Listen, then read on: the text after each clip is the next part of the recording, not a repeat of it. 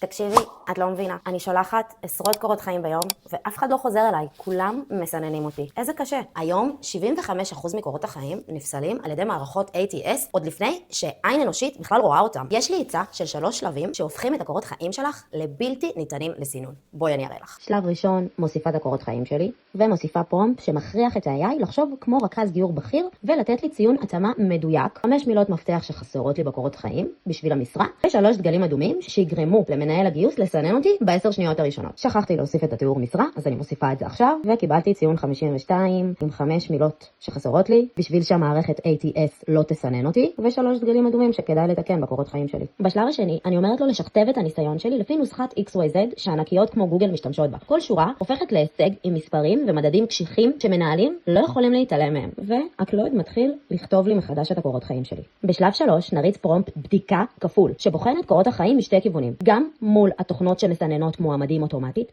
וגם מול העיניים של מנהל הגיוס.